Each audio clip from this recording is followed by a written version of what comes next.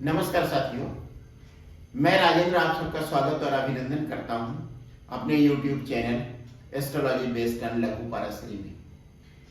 आज का वीडियो मुख्यतः गुरु के गोचर पर है। गुरु 22 अप्रैल 2023 को मेष राशि में प्रवेश कर चुका है, जहां वह लगभग 1 साल रहेगा। मेष राशि में गुरु 1 साल रहेगा। राहु मेष राशि में पहले से ही है और 30 अक्टूबर तक वहीं रहेगा।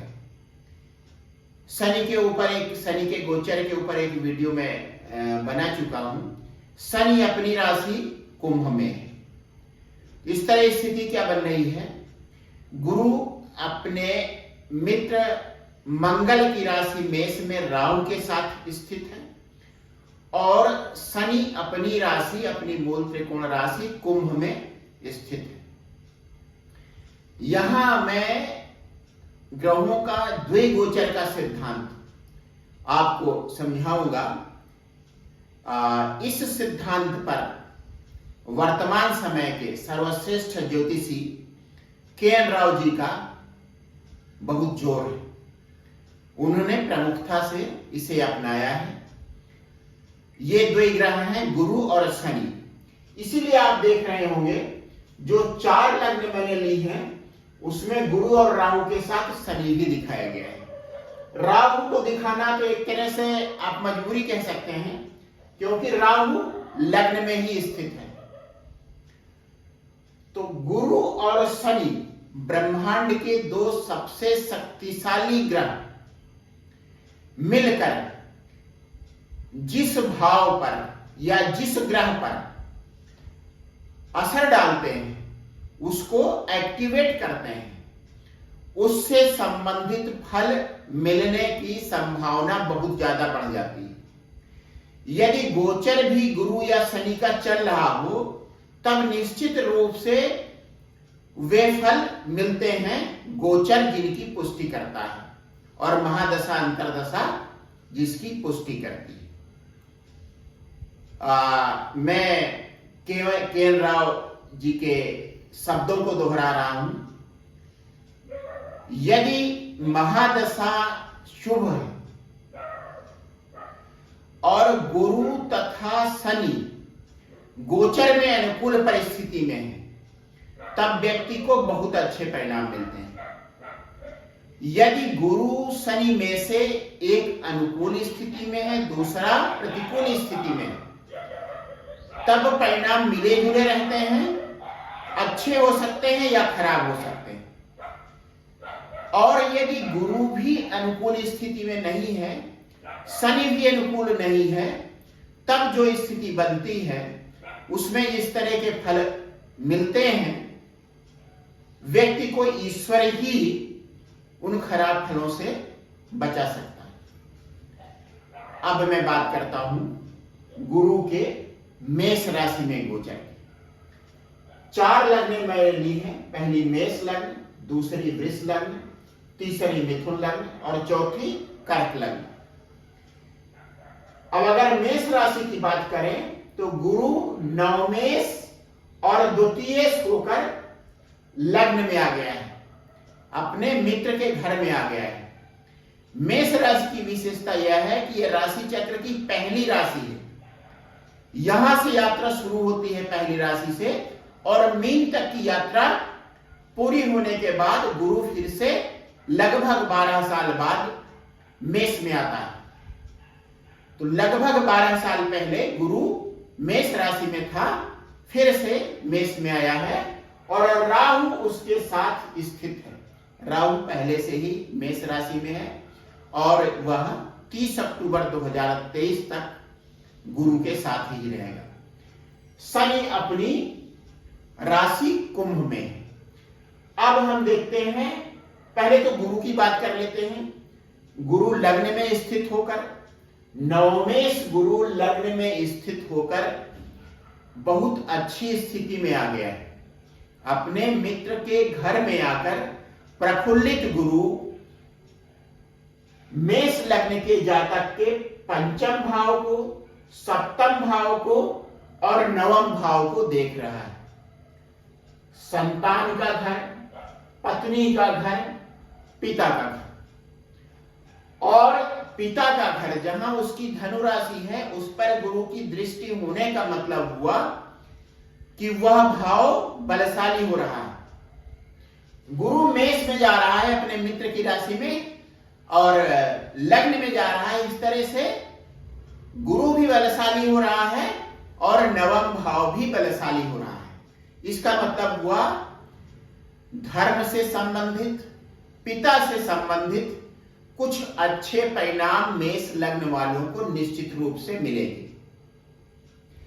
अब इसमें शनि को अगर शामिल करें तो शनि कुंभ में स्थित है 11वें भाव में, 1 2 3।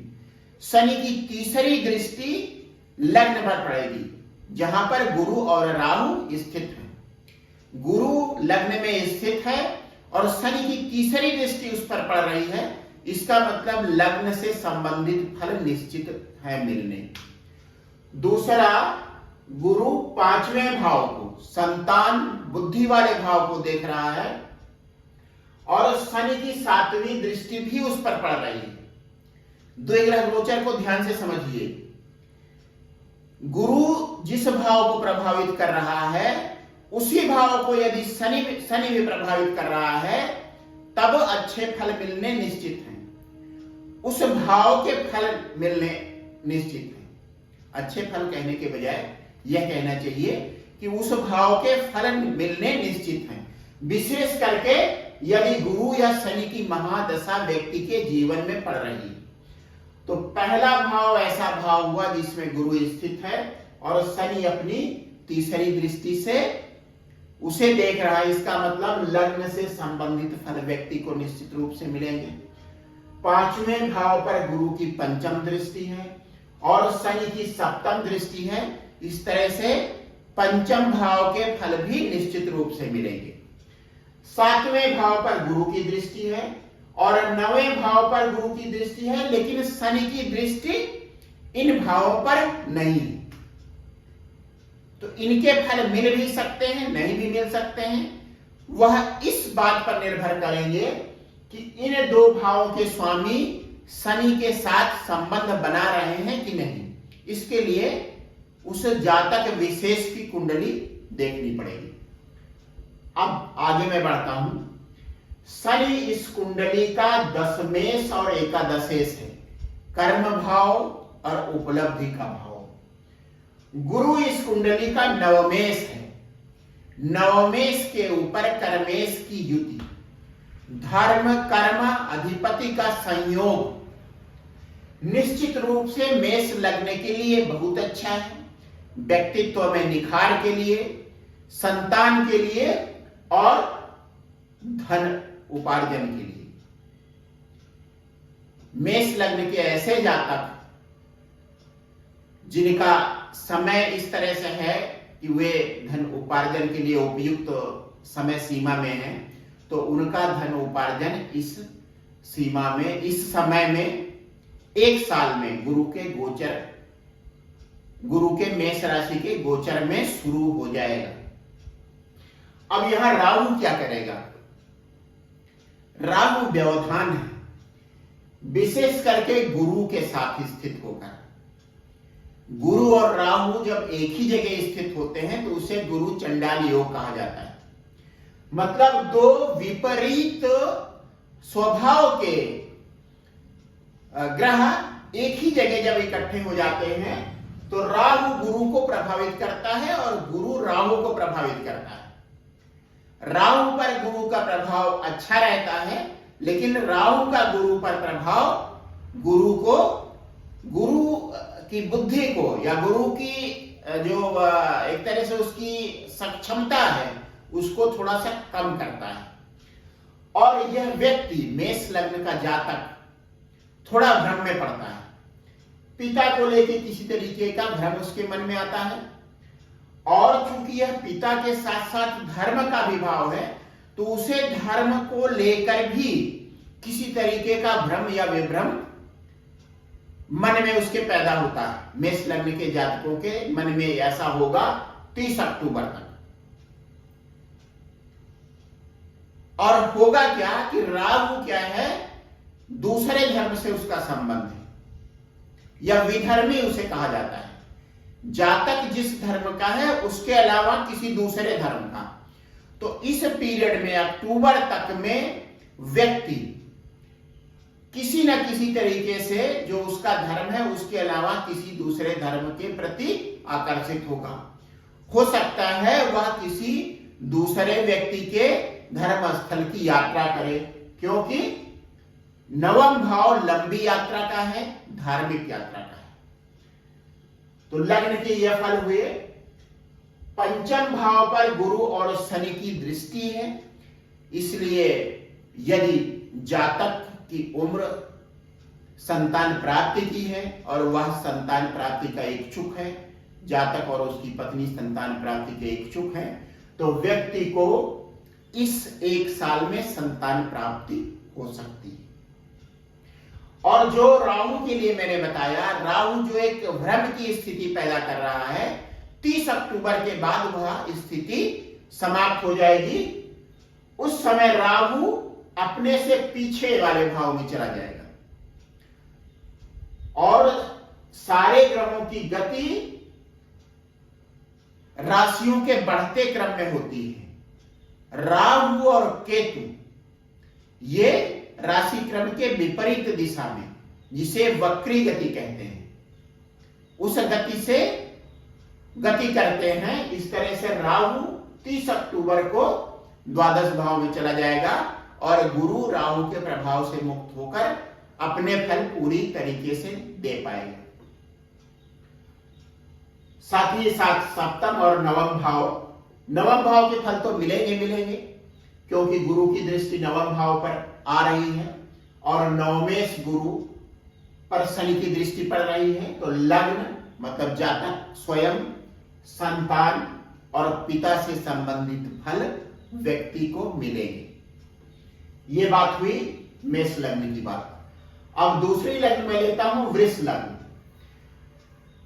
वृष लग्न का मतलब हुआ लग्न में 2 का अंक लिखा होगा और मेष राशि आएगी द्वादश भाव में। गुरु वहां पर आ चुका है 22 अप्रैल 2023 को। राहु वहां पर पहले से स्थित है। शनि कर्म भाव में अपनी मोह त्रिकोण राशि में पहले से स्थित है। तो शनि की दृष्टि जाएगी द्वादश भाव पर और गुरु और शनि की सम्मिलित दृष्टि पड़ेगी चतुर्थ भाव पर। अब स्थिति क्या बन रही है? यह भाव है व्यय का, अस्पताल का, खर्च का। तो वृष लग्न वालों के लिए इस एक साल में खर्च होना निश्चित है। किसी लंबी यात्रा पर, बीमार होकर अस्पताल जाकर या किसी दूसरी की सेवा के लिए अस्पताल जाकर, लेकिन उसका किसी न किसी तरीके से अस्पताल से संबंध, खर्च या लंबी यात्रा से संबंध जरूर बनेगा। गुरु और शनि दोनों की दृष्टियां चतुर्थ भाव पर पड़ रही हैं। इसका मतलब मकान, वाहन आदि पर खर्च होगा। दूसरी एक बात यह होगी कि जैसे राहु जो है वो ट्रेडिशन से अलग है,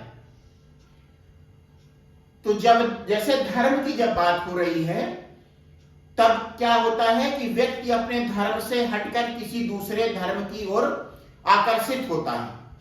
उसी तरीके से जब चिकित्सा पद्धति की बात होती है तो जो इस समय की ट्रेडिशनल चिकित्सा पद्धति है वह एलोपैथ है। अब जब राहु स्थित है गुरु के साथ 12वें भाव में जो चिकित्सालय का भाव है, तो ऐसा हो सकता है कि व्यक्ति एलोपैथ के साथ साथ किसी दूसरी चिकित्सा पद्धति का भी प्रयोग करे जो इस समय ट्रेडिशनल नहीं है, लेकिन उसे बिना डॉक्टर की सलाह के ऐसा नहीं करना चाहिए। गुरु की 7वीं दृष्टि पड़ रही 6ठे भाव पर और गुरु की 9वीं दृष्टि पड़ रही है 8म भाव पर। 8म भाव पर दृष्टि अपनी राशि में पड़ रही है और यह अष्टमेश भी है गुरु। इसका मतलब वृष लग्न वालों को इस एक साल में अष्टम भाव से संबंधित कुछ फल मिल सकते हैं। विरासत, वरासत, पेंशन, किसी तरीके का आकस्मिक लाभ उन्हें मिल सकता है और आकस्मिक हानि भी हो सकती है। तो ये हुई वृष लग्न की बात। वृष लग्न के लिए एक तरह से चूंकि 12वां भाव, 6ठा भाव और अष्टम भाव एक्टिवेट हो रहा है, इसलिए ऐसा कहा जा सकता है कि बहुत अच्छी स्थिति नहीं रहेगी।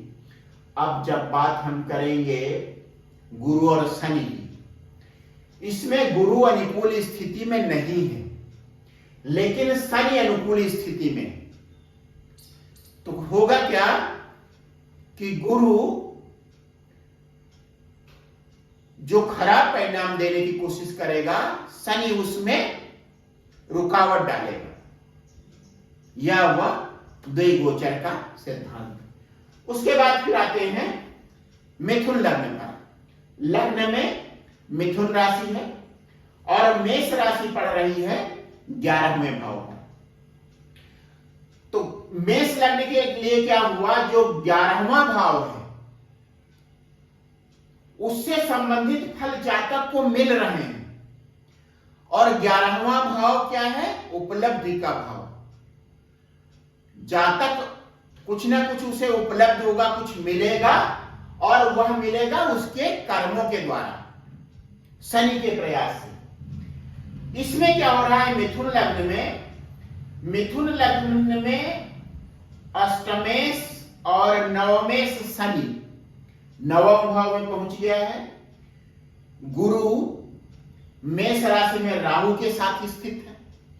शनि की तीसरी दृष्टि एकादश भाव पर पड़ रही है।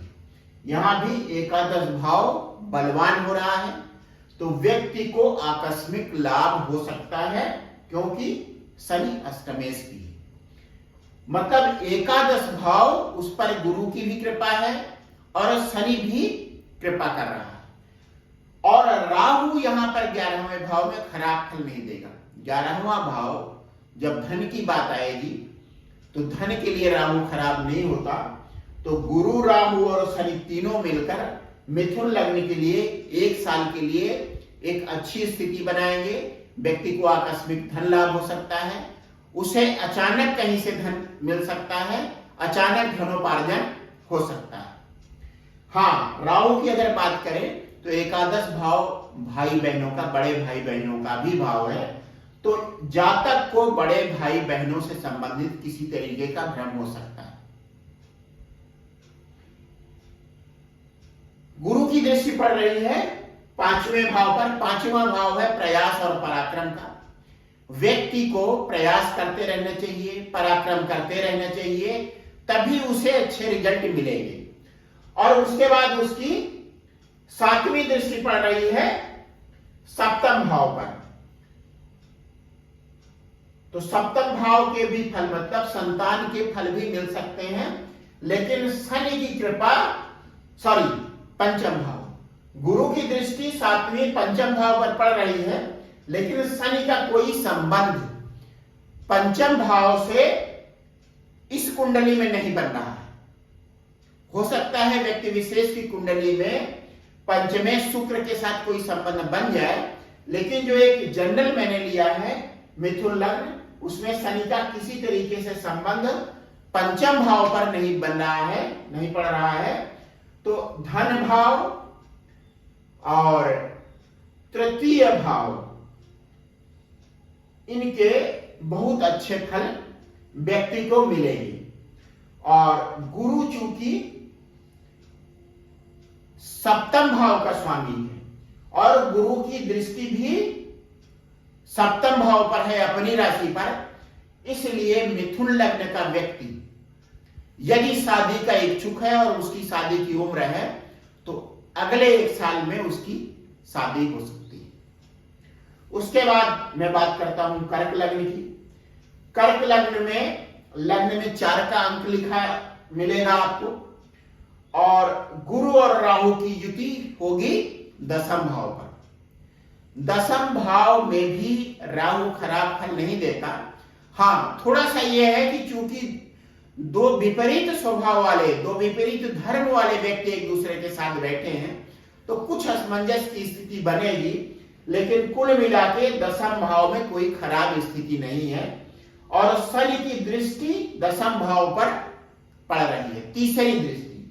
साथ ही साथ शनि की दृष्टि द्वितीय भाव पर भी पड़ रही है और गुरु की पांचवी दृष्टि द्वितीय भाव पर पड़ रही है। तो कौन कौन से भाव एक्टिवेट हो रहे हैं? दशम भाव, द्वितीय भाव, इन पर शनि की भी दृष्टि पड़ रही है और गुरु की भी दृष्टि पड़ रही है। चतुर्थ भाव पर केवल गुरु की दृष्टि पड़ रही है और छठे भाव पर गुरु की दृष्टि अपनी राशि पर पड़ रही है। इसका क्या मतलब हुआ कि गुरु जो है छठे भाव का विशेष रूप से फल देगा। अब यहां एक थोड़ा सा फर्क पड़ रहा है। गुरु इस कुंडली में नवमेश तो है, साथ ही साथ खष्टेश भी है। तो जातक को यह चाहिए, अगर उसे नौकरी में अच्छे रिजल्ट लेने हैं तो जो खष्टम भाव है, छठा भाव है, वह होता है व्यक्ति के अधीनस्थ कर्मचारियों का। तो अपने अधीनस्थ कर्मचारियों के साथ अच्छे संबंध रखें।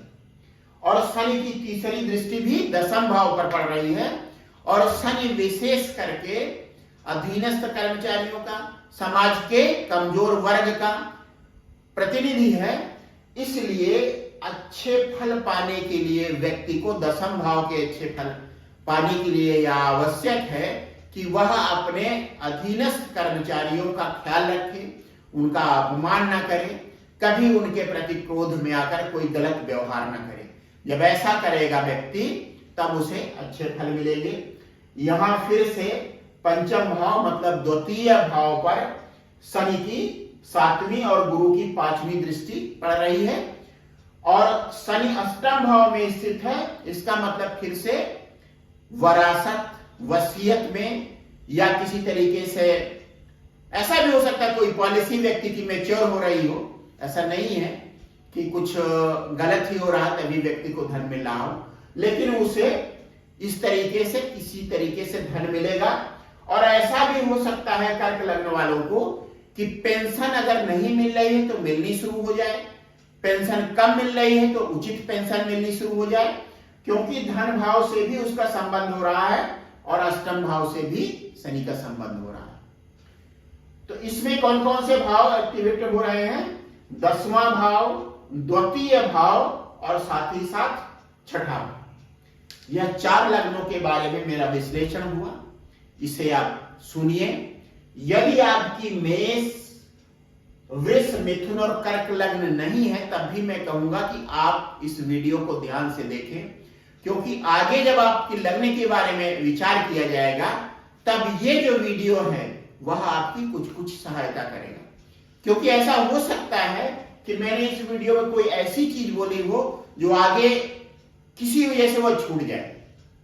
इसलिए गोचर से संबंधित परिणामों के लिए मैं यह चाहूंगा कि आप चारों वीडियो, एक एक वीडियो में मैं 4 लग्न कवर कर रहा हूं। दूसरी जो लग्न शुरू होगी वह शुरू होगी सिंह लग्न से। सिंह यहां पर होगा, सिंह, कन्या, तुला और वृश्चिक। सिंह से लेकर वृश्चिक तक 5 लग्न, उसके बाद फिर एक और वीडियो होगा उसमें आखिर की 4 लग्न, धनु से लेकर मीन तक। आप सबका बहुत बहुत धन्यवाद मेरे वीडियोज को लाइक करने, शेयर करने और सब्सक्राइब करने के लिए। यदि किसी वजह से आपने मेरा चैनल अभी तक सब्सक्राइब नहीं किया है तो कृपया उसे सब्सक्राइब करें। और आप सबका आशीर्वाद और स्नेह मुझे प्रेरणा देता है और इन्हीं चीजों की वजह से इस एस्ट्रोलॉजी वाले चैनल की कंटिन्यूटी में बनाए रखने में सफल हो सका हूं। एक बार फिर से आप सबका बहुत बहुत धन्यवाद।